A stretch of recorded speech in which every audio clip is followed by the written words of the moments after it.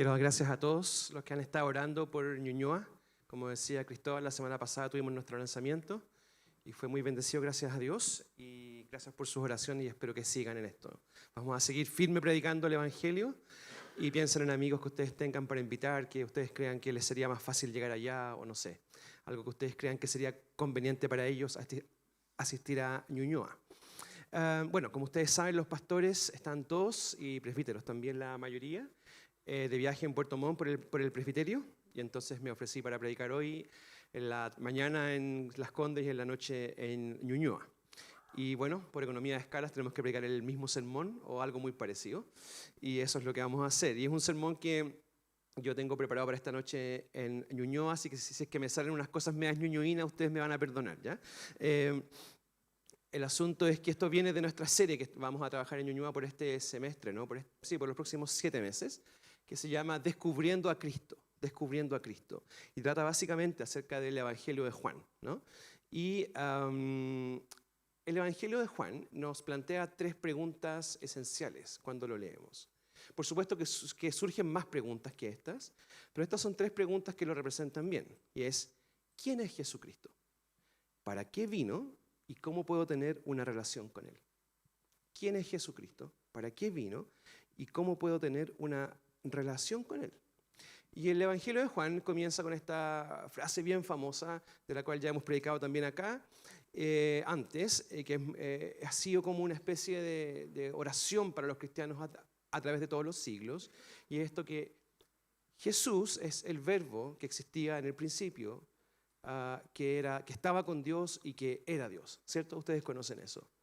Y que todas las cosas por Él fueron hechas y que nada de lo que existe fue creado sin Él, ¿no? Ahora, hay toda una sección que es como el prólogo de Juan, que parte en el versículo 1 y termina en el versículo 14. Y yo hoy día voy a hablar un poco más acerca del versículo 14, que es el siguiente. Dice así, el corolario de esta sección dice: y aquel verbo fue hecho carne y habitó entre nosotros y vimos su gloria, gloria como del unigénito del Padre, lleno de gracia y de verdad. Y aquel verbo fue hecho hombre y habitó entre nosotros y vimos su gloria, gloria como del unigénito del Padre, lleno de gracia y de verdad. Vamos a orar. Señor, te damos gracias por tu palabra y te pedimos que la apliques a nuestro corazón. Te damos gracias porque sabemos que es la palabra de Dios, porque llegó hasta nosotros, dado por tu iglesia, y porque sabemos, Señor, a través de lo que ella dice que es verdadera, Señor, porque entrega, Señor, la revelación de quién eres tú, lo hace de forma certera, Señor, fue reconocida por tu iglesia y al mismo tiempo, Señor, es tan trascendente para nuestro corazón que lo ha cambiado y nos ha dado una nueva vida espiritual en Cristo. Señor, te pedimos que tu palabra nos toque esta mañana otra vez y haga algo nuevo en nosotros. Lo pedimos en nombre de Jesús. Amén. Ok, entonces vamos a razonar un poco sobre esto. Quiero que pensemos un poco acerca de qué significa este versículo, que es el corolario del prólogo de Juan. El verbo se hizo hombre y habitó entre nosotros y vimos su gloria. La semana pasada dijimos un poco, voy a estar citando un poco al principio al menos, algo de Ñuñoa, ¿no? Dijimos acerca que Juan hace algo muy interesante, ¿no? que los demás evangelistas no hacen. Él comienza con este prólogo y no comienza contándonos la historia de la vida de Jesús.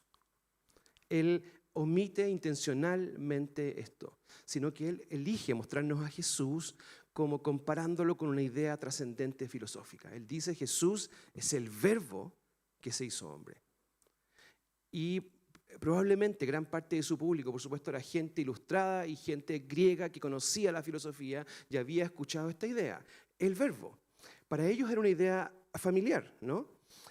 Y uno se pregunta, yo siempre de chico me pregunté cuando leía este texto, ¿qué es esto? ¿Qué es esto del verbo? Y yo lo decía la semana pasada en Ñuñoa, lo único que yo sabía del verbo es que es la canción de Arjona, ¿no? Que es como verbo no sustantivo, pero yo no sabía realmente qué significaba esto, ¿no? Porque es un concepto alto. ¿Cuál es el concepto realmente? Para las antiguas personas el verbo era como el sentido, la razón, la inteligencia, la sabiduría detrás de las cosas. Ellos creían, mira, ¿sabes qué? Dios es tan trascendente, tan alto, tan grande, que Dios no pudo meter las manos en este mundo para crearlo. Porque si Dios las hubiera metido, se hubiera contaminado con lo sucio de este mundo. Porque ellos creían que la materia era mala y el espíritu era bueno. Entonces dijeron, ¿cómo fue creado el mundo? Dijeron, entonces el verbo lo creó. ¿Y qué era el verbo? Eran las ideas, la inteligencia de Dios, que vivía en las personas y que le daba sentido a todo y hacía que el mundo no explotara. Ellos se preguntaban, ¿por qué el mundo no explota? ¿Por qué el mundo de repente no deja de ser? ¿Por qué simplemente el mundo tiende a la coherencia en alguna manera, al sentido? ¿Por qué uno no se levanta un día en la mañana y todo como que está volando sin sentido y caminando hacia ninguna parte? Ellos decían, porque el verbo, la sabiduría, la inteligencia, el razonamiento, es como el cemento que hace que todas las partes de la creación pegue. Pero ellos decían, no es Dios, es el verbo. Y el verbo vive en las personas, vive en ti. Y la meta de la vida, decían ellos, es para cultivar ese verbo interior o el logos interior. Y es como el ejemplo, este famoso, ¿no? Como, no sé si ustedes vieron cuando eran chicos el programa de Don Francisco, Sábados Gigantes. Perdón, voy a recoger mi carnet que se me acaba de caer al suelo, pero Don Francisco tenía un concurso, ¿no? Que era como que te hacían pasar adelante y él te presentaba un artefacto que nadie sabía lo que era y entonces te decía, adivina para qué es el artefacto. No sé si recuerdas eso. Y la gente decía, no, yo creo que es una, no sé, supongamos era una pelota con una manilla. Alguien decía, es para hacer café. Otro decía, no, eso es un termómetro de ballenas. No sé, y cada persona decía lo que se le ocurría. ¿Por qué? Porque no sabían, no entendían para qué era, no habían leído el manual de instrucciones, entonces no podían saber para qué servía esa máquina. Entonces, para los antiguos, el verbo era algo como eso, en el sentido de que ellos decían, es como el manual de instrucciones de la vida. Si tú quieres saber qué es la vida, cómo vivirla, qué cosas buenas poner en tu corazón, qué seguir, cómo cambiar, cómo transformarte en una buena persona y cultivada, decían ellos, tienes que conocer al verbo. Sin embargo, el cristianismo fue radicalmente opuesto a esto, porque el cristianismo dijo que el verbo no era una idea. El cristianismo dijo el verbo no es una idea, un sentimiento, ni una serie de razonamientos que habitan el mundo y lo hacen funcionar, sino que el cristianismo se basó en Juan 1 para decir, el cristianismo se basa en que el verbo es una persona. Es una persona. Y los cristianos dijeron, si tú quieres conocer las letras de la vida, tienes que conocer a Jesucristo. Si quieres conocer las instrucciones para entender el corazón, tienes que conocer a Jesucristo. Es como cuando ves una película y no entiendes el idioma. Si quieres entender cómo es la película, de qué trata, tienes que ver los subtítulos de la película. Si tú quieres saber los subtítulos de la vida, tienes que conocer a Jesucristo. Entonces Juan nos presenta a Jesucristo en el capítulo 1 de esta manera. Él dice, Jesús es el verbo, pero no es una idea. Él dice en Juan 1:14, el verbo se hizo hombre. El verbo tomó el cuerpo de una persona, porque el verbo es una persona. Juan está diciendo, mira, ¿sabes que yo te vengo a contar en mi evangelio que yo pasé 3 años de mi vida con él? Yo estuve con él, yo puse mi cabeza en su pecho. Yo escuché lo de su corazón, yo lo vi llorar, lo vi morir. No era una idea, era una persona. Y esto es lo brutal del cristianismo, ¿no? Esto que la mayor parte de los problemas que las personas tenemos han venido a nosotros, ¿cómo? O por nosotros mismos o por una persona. El pecado se expresa así, ¿cierto? Personas te dañaron, personas vinieron a tu vida y te hicieron perderte. O tú mismo, producto de tus malas decisiones, te perdiste. Y la Biblia dice, por tanto, si una persona te hizo perderte, una persona va a rescatarte, no una idea. Las ideas no salvan a las personas. Una persona va a venir por ti. Y la Biblia dice, Jesucristo vino por ti. Jesucristo es el verbo que se encarnó y se hizo hombre. Y lo vimos morir y lo vimos aquí. Y por eso una gran parte de los énfasis de Juan es que Jesús fue visto. No sé si recuerdas la primera carta de Juan. Dice que el verbo que tocaron nuestras manos. Que tocaron nuestras manos. Esa es la idea, ¿no? Ahora, mira. Si a ti, no sé si has escuchado esto, si te mandaron a una isla solo y te quedaras en el medio del mar por 3 años, tienes que elegir 2 libros para llevar, ¿no? Y todos hemos pensado alguna vez en eso. Yo me he hecho esa pregunta y siempre he pensado, ¿cuáles son los libros que yo llevaría? Yo llevaría la Biblia y el segundo libro que yo llevaría para mí, no sé, un libro que se llama Las Confesiones de San Agustín. En este libro, Confesiones de San Agustín, él dice algo increíble respecto a este tema. A San Agustín dice, ¿sabes? Yo en los escritos de Platón leí mucho acerca del verbo. Yo leí que era un poder, que el verbo era lo que había dado sentido al mundo, pero nunca leí que el verbo se hubiera hecho hombre. Dijo, esta fue una idea que yo descubrí en la Biblia. Pero en realidad ni siquiera fue una idea, porque esto se traspasó de persona en persona, porque ellos vieron a Jesucristo. Entonces descubrí que realmente el sentido de la vida era un hombre. Yo lo descubrí en la Biblia y esto transformó mi vida por completo. San Agustín quiere impregnar en nosotros la siguiente idea, que lo bello detrás de la belleza es Jesús, que lo coherente de la vida es Jesús, que toda la armonía de las cosas es Jesús y lo que hace suspirar el alma de la gente es Jesús finalmente. Cuando la gente está buscando amor, belleza, sentido, lo que está buscando es a Jesús, pero no lo saben. Por supuesto, entonces como no lo saben y no es intuitivo y somos pecadores, nos desviamos hacia otras cosas y buscamos entonces en placeres y en asuntos sesgados, inmorales, incivilizados, ¿no? Lo que por naturaleza le pertenece a Jesús. Porque Jesús es el verbo de la vida, es el sentido atrás de todo. Y Juan dice, ¿sabes qué? Yo no llegué a esta conclusión porque lo razoné. No fue un proceso académico intelectual, porque la gente antigua pensaba en que si tú querías ser una persona que descubriera el verbo, tenías que sentarte en una pieza llena de libros a leer. Y entonces ahí lo ibas a descubrir cuando te transformaras en una persona muy cultivada, muy educada. Y la Biblia dice, no, no funciona así. ¿Sabes qué? Es muy simple. Yo descubrí el verbo porque pasé tiempo con él. Estuve tiempo con él, lo vi, conversé con él. Y él me transfirió su corazón. No fue un asunto de la razón, fue un asunto personal y del corazón. Y esto fue tan extravagante en la antigüedad porque en la antigüedad, si tú querías conocer al verbo, básicamente tú tenías que ser una persona de clase muy alta, porque solo las personas de clase muy alta accedían en sus casas a una biblioteca grande, alta, llena de libros y tenían el tiempo para cultivarse. Las personas de clase baja no podían hacer eso. Entonces, básicamente, las personas de clase baja estaban excluidas del conocimiento de, entre comillas, Dios, ¿no? Estoy hablando del mundo clásico, ¿ya? No del mundo judío. Entonces, el cristianismo vino al mundo y puso una bomba en medio de las ideas predominantes. Los griegos decían que Dios era inconocible, que era glorioso, y los judíos decían es trascendente, no puedes verlo y vivir. Y Jesús dice, y la Biblia dice que se hizo hombre y vimos su gloria. Un judío hubiera escuchado esto y hubiera dicho, ¿cómo es posible? Nadie puede ver la gloria de Dios. Y la Biblia dice, sí puedes ver la gloria de Dios en Cristo. Que Jesucristo vino como una especie de dimmer de gloria, rebajó su gloria, pero mantuvo su gloria. Y vino y se hizo hombre para que nosotros pudiéramos tener un camino de salvación, conocerlo y que fuera accesible para todos. Ahora, volvamos a las preguntas fundacionales de Juan. ¿Quién es Jesucristo? Según Juan, por lo menos hasta donde vamos en Juan, hasta el 1.14 dice, Jesucristo es el verbo. ¿Qué hizo? Se hizo hombre. ¿Cómo podemos conocerlo? En general en Juan tienes que verlo. Tienes que verlo. Y verlo no es verlo con los ojos, sino que es aprenderlo a través de la razón, de los sentidos y de la experiencia, ¿no? Ahora, el segundo punto del sermón justamente tiene que ver con esto. Es que Jesús se hizo conocible. No se mantuvo lejos, arriba, como los dioses antiguos que no tenían contacto con la gente. No. Jesús, dice la siguiente parte del versículo, dice, Jesús habitó entre nosotros. Dice, el verbo se hizo hombre y habitó entre nosotros. Para que podamos conocerlo, vino a vivir aquí. Literalmente lo que quiere decir esto es que hizo su tienda, su carpa entre nosotros. Aquí Juan usa una palabra antigua, hebrea, ¿no? Se refiere a esta idea como del tabernáculo en el Antiguo Testamento, que quiere decir que Jesús literalmente acampó entre nosotros, puso su carpa. Es una palabra griega que da lo mismo porque ustedes no la van a buscar. ¿Ok?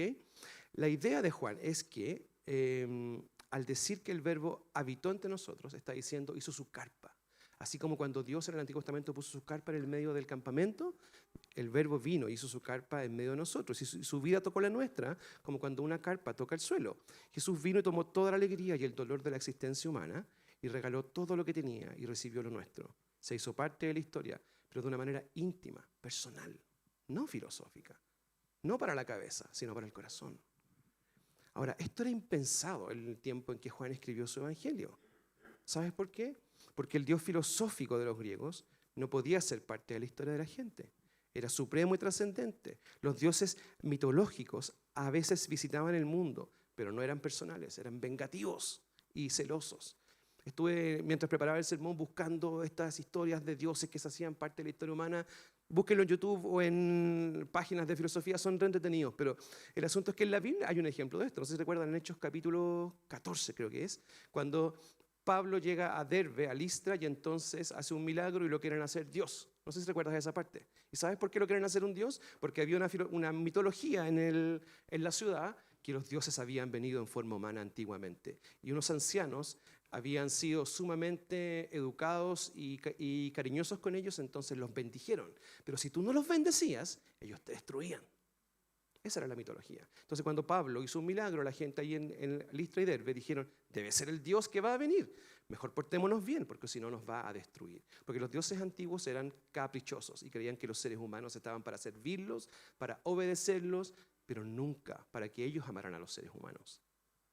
Entonces esto es súper raro en la historia antigua. O sea, esto no existía, esta idea de Dios haciendo su carpa entre nosotros.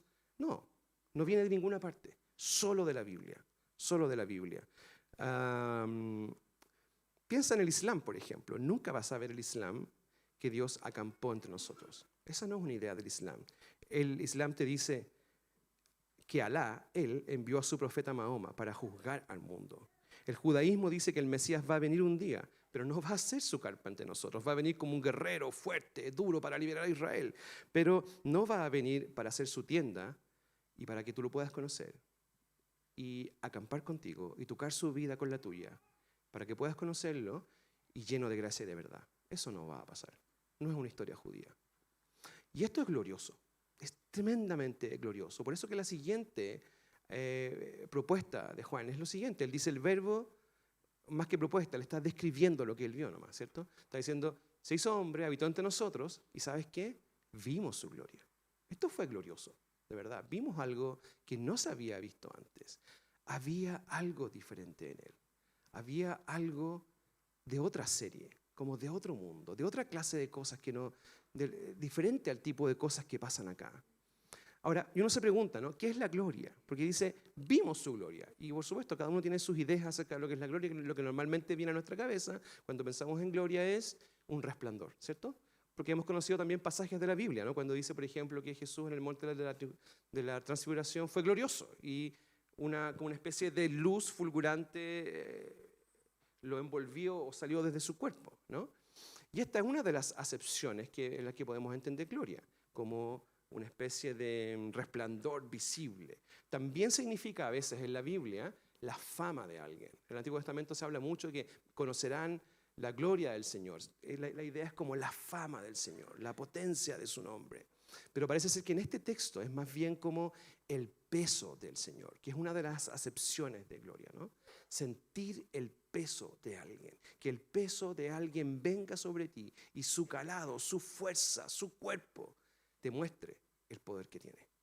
Déjame explicarlo de la siguiente manera. No sé si has ido por la carretera en tu auto y de repente vas a 120 y ves que por el lado te va a adelantar un camión de 2 acoplados gigante y entonces cuando el camión te adelanta, tu auto se desplaza, tú sientes, chuta, voy a perder el control de mi auto porque te hace a un lado. ¿Has sentido eso? Yo creo que la mayoría hemos sentido eso. Lo que pasa es que el peso del camión desplaza tu auto y te muestra el calado, el cuerpo del camión. El camión te muestra su gloria. Ese es el sentido en que la Biblia, en este caso, está usando gloria. Tú te sientes pequeño, tú te sientes frágil, porque la gloria es revelada a ti. Y Juan dice, vimos su gloria. Vimos el peso de Jesús. Juan está diciendo, los que estuvimos con él nos dimos cuenta que realmente Jesús no era un simple hombre. Tampoco era como esos 12 griegos antiguos, así bien enojados, que estaban para juzgarte y asesinarte si tú no los servías. Dice, Jesús, el verbo, fue el verbo que tomó el cuerpo de un hombre. Los que estuvimos con él nos dimos cuenta de la solidez de sus palabras, de la belleza de su carácter, de lo perfecto de sus argumentos, de lo sobrenatural de su manera de razonar. Tú estabas con él y te sentías una mezcla así como entre amado, leído, como adivinado, como que Él siempre sabía lo que tú estabas pensando, y a pesar que sabía todo lo que estabas pensando en el momento que Él te estaba hablando, Él estaba lleno de gracia y te comprendía y te amaba, aunque sabía que tú estabas como maldiciendo a veces en tu cabeza. No sé si recuerdas que Juan dice, esto es muy juanino, dice que Jesús sabía lo que estaba en el corazón de las personas. Nadie tenía necesidad de que se lo dijeras, porque era Dios. Y sin embargo, amaba a las personas. Imagínate si tú tuvieras un escáner para saber lo que las personas piensan, lo que las personas sienten. Seguro pensarías que yo soy una mala persona. Y todos pensaríamos de los demás que somos terribles personas. Jesús sabía todo de todos. Y aún así el texto dice, hizo su tienda ante nosotros. Y vimos su gloria. Y luego dice más, y estaba lleno de gracia y de verdad. Esto no tiene sentido. No tiene sentido. ¿Cómo alguien puede estar lleno de gracia hacia personas que lo odian? ¿Cómo alguien puede estar lleno de gracia hacia personas que están llenos de sentimientos oscuros y malos y negativos casi la mayor parte del tiempo?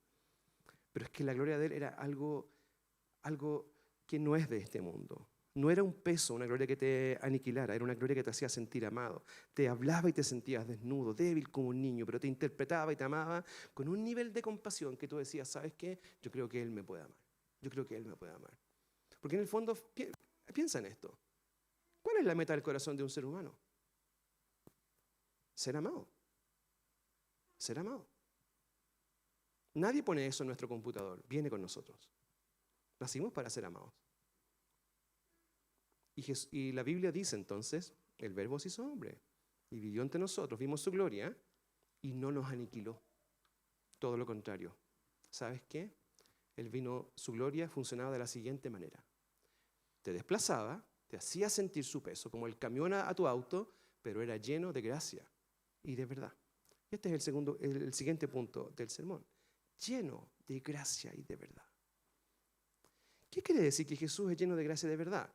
La iglesia cristiana, diferentes denominaciones, incluso al interior de denominaciones, hay muchas interpretaciones acerca de esto y diferentes formas de vivirlo, ¿no? Cuánta gracia, cuánta verdad ponemos en todo lo que hacemos, ¿no? ¿Qué tan lleno de gracia y de verdad era Jesucristo? ¿Era más cargado al amor o más cargado a la verdad? ¿Más cargado a los truenos o más cargado a la compasión? Y el texto dice que era lleno de gracia y de verdad. Para nosotros es difícil entenderlo, porque para nosotros las personas que están llenas de amor y de compasión, o sea, llenos de gracia, no están llenas de verdad. Son personas amorosas, pero no son rigurosos y no te aman en verdad. Y las personas que tienden a la verdad casi nunca son compasivas. Son rectas y viven con el ceño fruncido, así como, no sé, todos han conocido personas llenas de verdad, así como una especie de Fernando Villegas como al cuadrado, que siempre te hace sentir podrido. Tú vas a decir, ¿por qué soy tan tonto? Él siempre te hace sentir que tú eres tonto, que tú no sabes, ¿ya? Y está lleno de verdad. Pero Jesús no era así. Ahora tú esperarás que el pastor va a decir, no, es que Jesús era como una especie de camino intermedio, como una especie de sabio antiguo equilibrado, ¿no? Que no se dejaba llevar por las pasiones, ¿no? No era ni lleno de gracia ni lleno de verdad, sino bastante gracioso y bastante verdadero. Pero no es lo que el texto dice. No dice que el texto no dice que Jesús era como un hombre término medio, nunca en los extremos. Todo lo contrario. Lo que la Biblia dice es que Jesús era un hombre en los extremos, lleno de gracia y de verdad. No era equilibrado, no era término medio, era lleno. Cuando lees los evangelios te das cuenta que Jesús, como decía, no tenía un carácter como de un sabio. Tampoco era como esas típicas personas que nunca están inclinados a algo y dicen, es que yo soy tan educado que nunca yo estoy inclinado a algo. Estoy como por encima del bien y el mal. Ni tan inclinado al amor, ni tan inclinado a la verdad, ni tan inclinado al juicio, ni tan inclinado a la compasión. Porque realmente soy un hombre centrado y sensato, ¿no? Jesús no era así. No se mantenía al medio, casi sin compromiso. Un poco entre la gracia, un poco entre la verdad, sin extremos. Como una especie de, no sé si han visto las esculturas clásicas que se exponen en los museos de Roma, Italia, que son esculturas que tienen poca expresión, ¿no? Pero muy equilibrados, que han generado en el mundo occidental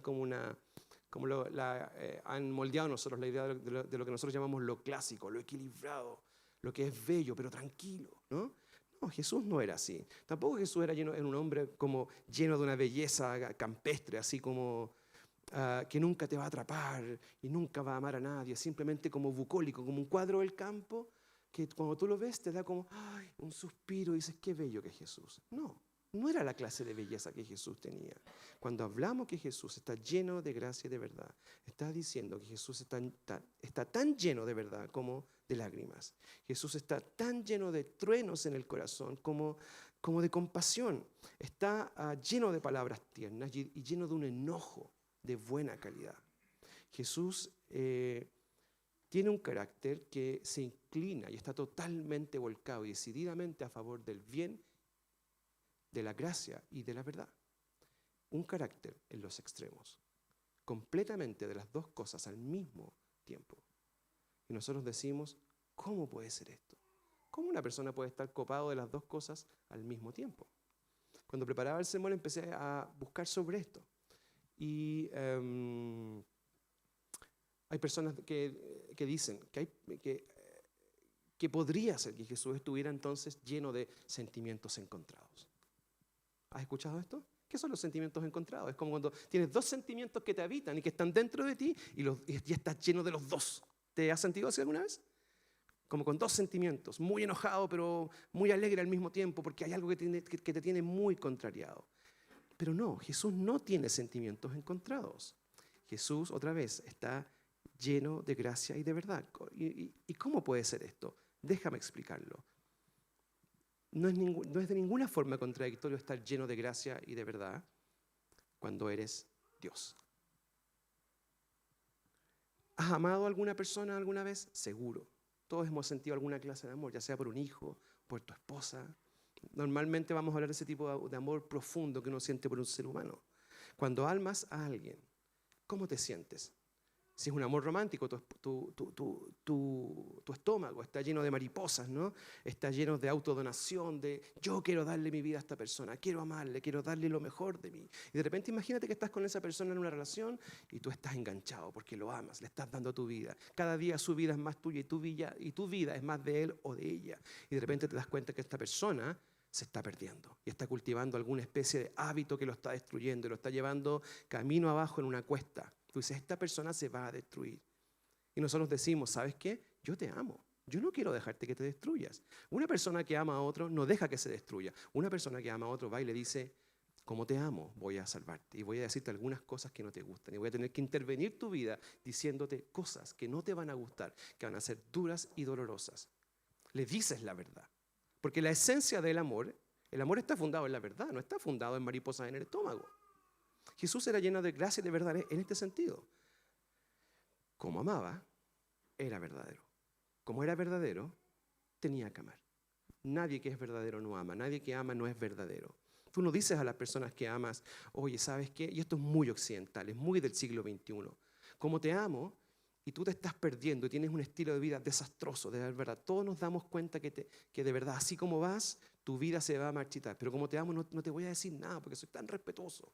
Nosotros creemos que ser lleno de gracia de verdad es como una especie de respeto por el otro que lo deja destruirse y perderse en sus pecados o en sus malos hábitos o en sus desconfiguraciones de la vida, ¿no? Nosotros pensamos, mira, te amo tanto que soy tan respetuoso. No te voy a decir nada. Soy tan civilizado, soy tan occidental. Creo en la libertad. Creo que tú deberías tomar tu propio camino y mi amor se va a expresar en que te voy a respetar. No es la clase de amor de la que Jesús está hablando. La clase de amor de la que Jesús está hablando, es de esa clase de amor que se basa en la verdad. Por eso es lleno de gracia y de verdad. Ahora, aplicándolo un poco al cristianismo, ¿qué tiene de especial una religión de gente que está enojada todo el tiempo? Nada, el mundo está lleno de gente que está enojada. ¿Qué de especial tiene una religión que está lleno de gente que ama todo el tiempo y nunca dice la verdad? Y deja que la gente se pierda porque en nombre del amor resiste tantas cosas, ¿no? Nada, tampoco tiene nada. La gente necesita gracia y verdad y por eso Jesús se encarnó lleno de gracia y de verdad. No a raíz de la gente, sino porque Él es así, pero justamente calza con lo que nosotros necesitamos. Gracia y verdad. Si tú tuviste, por ejemplo, una familia donde el amor y la verdad fueron énfasis, te aseguro que eres una persona que en lo esencial de la vida estás afirmada, tranquila y tienes un carácter bastante bueno. Si viviste en una familia donde había énfasis en la verdad, un papá duro que siempre te hacía sentir su presencia, malvado, no sé, eres una persona muy insegura. Si eres una persona donde había amor, amor, amor, eres una persona muy temerosa porque nunca hubo verdad. Pero Jesús es lleno de gracia, de verdad. Ni inclinado al amor, ni inclinado a nada. Tiene todo. Todo. Y por eso entonces que Jesús puede ser nuestro Salvador. Y es nuestro Salvador. Déjame terminar con esto. Finalmente lo que descubrimos en Juan es lo siguiente. ¿Quién es Cristo? ¿Para qué vino y cómo puedo conocerlo? ¿Quién es Cristo el Verbo? ¿Para qué vino? Sabemos que vino para dar su vida por nosotros, ¿no? Que se hizo hombre. Y también sabemos que nuestra vida lo necesita. Que nuestra vida lo necesita. ¿Y cómo sabemos que nuestra vida lo necesita? Porque nosotros necesitamos que una clase de persona, así como Cristo es la que esté en nuestra vida. Si lo tenemos en nuestra vida, lo que nosotros necesitamos es más de Cristo entonces. Nosotros decimos, Cristo, ¿sabes qué? Me doy cuenta que todas aquellas veces que tú has estado presente en mi vida, donde tú has sido el centro de mi vida, donde yo te he orado y me he entregado a ti, donde yo me he vaciado en ti, tú has venido a mí, han sido las etapas más felices de mi vida. Yo he tenido tiempos de sequedad espiritual, justamente cuando no he estado contigo en mi vida. Cuando realmente he seguido otras cosas y he puesto otras cosas en mi corazón que no son tú, y entonces, ¿qué ha pasado con mi corazón? Se ha marchitado, porque no te he puesto a ti. Pero aquellas ocasiones cuando sí te he puesto a ti en el centro de todas las cosas, y he ido a ti humildemente en oración, y me he mantenido tomado de ti, de tu presencia, de tu corazón. Te he dicho, ven a mí, cámbiame, transfórmame. Yo cambié, fui otro. Pero a veces esos cambios comenzaron a debilitarse cuando yo me solté de tu mano. Nosotros sabemos que necesitamos esta clase de personas en nuestras vidas. Si no eres un creyente, tú necesitas que esta clase de belleza venga a tu vida. Porque nosotros, sea como sea, estamos buscando esto. Estamos sedientos de alguien como Jesucristo. La vida se nos va buscando esta hermosura. Por eso estamos dispuestos incluso a transgredir las leyes de Dios y nuestras propias leyes por un poco de belleza, por un poquito de amor, por un poquito de verdad. ¿Qué es lo que buscan las personas en las relaciones? Un poco de amor, un poco de verdad. ¿Te has dado cuenta que hay personas, por ejemplo, esto es muy de Ñuñoa, ¿no? Como personas que están adictas a las relaciones? Y nosotros decimos, es que son inmorales. Por supuesto, hay algo de inmoralidad en eso, claro que lo hay. Pero también hay una adicción al amor. Hay una adicción a las relaciones. Hay una adicción a esa clase de hermosura que el amor te entrega. Y como nosotros fuimos hechos para Dios, realmente lo que la Biblia nos dice es que esa clase de hermosura, de compasión, de intimidad, se encuentra en Dios. Pero como no lo buscamos en Dios, lo buscamos en cualquier lugar. Y cuando no lo encontramos en Dios, porque no buscamos a Dios, buscamos a alguien realmente que se parezca más a nosotros que a Dios, ¿qué es lo que pasa? Lo buscamos en otra persona y hacemos a esa persona como un Dios de nuestra vida. Entonces, ¿qué pasa? Somos codependientes y adictos a las relaciones. Y siempre necesitamos a alguien que esté en nuestra vida. Si estás casado, a veces nos volvemos adictos a nuestro cónyuge. Y decimos, si yo no te tengo, mi vida se va a ir. Si yo no te tengo, mi vida se va a podrir. Y las personas que no están casadas dicen, te necesito. Y después viene otra persona, te necesito. Y siempre están necesitados de una persona. ¿Por qué? Porque Dios nos creó para esto. Dios nos creó para una persona. Entonces, si no pones a la persona correcta, vas a poner a otra persona. Porque el alma humana fue hecho para esto, para la belleza, para el amor y para la verdad. Y cuando no lo buscamos en Cristo, lo conseguimos, pero a medias. Entonces la Biblia nos dice, ¿dónde está esa fuente inagotable de saciedad espiritual? Ven a Jesucristo y lo vas a encontrar. Pídele al dulce Jesucristo que venga a ti. Pídele a Jesucristo que te llene de verdad, de su amor. Y tú vas a encontrar lo que tu corazón siempre soñó. Pídele a Jesucristo que te deje ver el peso de su gloria, que te desplace, que te haga sentir pequeño, que te haga sentir aniquilado. Así como cuando el camión pasa por el lado de tu auto y tú piensas, mi auto se va a dar vuelta. Cuando Jesucristo viene a ti, tú sientes que tu vida se va a dar vuelta y de eso trata. Tu vida tiene que darse vuelta. Si no, no puedes recibir a Jesús. No puedes recibir a Jesús en tus términos. Porque si no, Jesús no va a venir a ti. No es en tus términos, es en los términos de Jesús. Es en los términos de Jesús. Pídeselo de tal manera y dile, Jesús, yo te necesito en mi vida. Y si te tengo, necesito realmente experimentarte de una forma profunda y personal. Quiero que vengas a mi vida y que no tenga dudas que eres tú el que está viniendo y no otro. Que no soy yo, que no son mis emociones, que no son los deseos que yo tengo por una presencia sobrenatural o una presencia externa diferente a mí. Que seas tú y que yo pueda ver que eres tú. ¿Y cómo vas a saber si es Él? Porque va a coincidir todas las cosas que van a venir a tu corazón, van a coincidir con el Jesús de la Biblia. Pídeselo hasta que venga. ¿Recuerdas la historia famosa esta de Génesis, capítulo 36, creo que es? Soy malo en los capítulos. Jacob le dice al Señor, Señor, no te dejaré hasta que me bendigas. Dile a Jesús, dile al Señor, ven a mí, ven hasta que me bendigas. Pídeselo hasta que venga. Pídele que venga y reescriba todo en ti. Pídele que venga y te muestre el manual de la vida, que te reinterprete, que te reescriba las letras de la vida y de tu corazón. Pídele que venga a ti y reescriba las letras de tu alma. Y el Señor Jesucristo será tu verbo, será tu logos. Y lo hará con tal nivel de gracia y verdad que tú sabrás que es Él cuando Él venga. Si no conoces a Jesucristo y quieres buscarlo, comienza por leer la Biblia. Pídele a un amigo que la lea contigo. Léela solo. Ora, aunque no sepas cómo hacerlo. Dile, ven a mí. Comienza a reunirte con algún amigo cristiano para resolver tus dudas. Sé sincero. Si se lo pides, Él vendrá. Él vendrá. ¿Y sabes cómo va a venir? Va a venir como un huracán, dulce, pero un huracán. Y va a pasar por tu lado y tú vas a decir, sí, este es Jesucristo.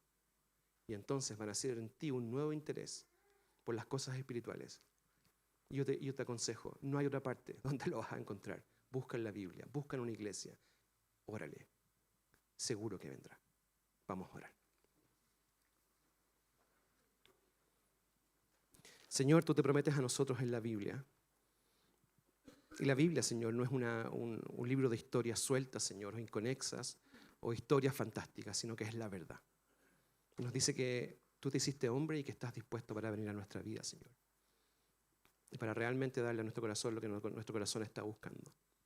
Así que, Señor, te pedimos que podamos experimentarte de una manera más profunda. Y que podamos experimentar a Jesucristo lleno de gracia y verdad en el corazón, Señor. De tal forma que el corazón se endulce y se llene de esta gracia y de esta verdad. Y te pido, Señor, que si hay alguien que no te conoce esta mañana, que vengas a su vida, Señor. Que toques la puerta de su corazón. Y esta persona se da cuenta que eres tú el que está tocando, Señor. Y te pido, Señor, que esta persona se rinda a ti y venga por ti y no por otro. Lo pedimos en el nombre de Jesús. Amén.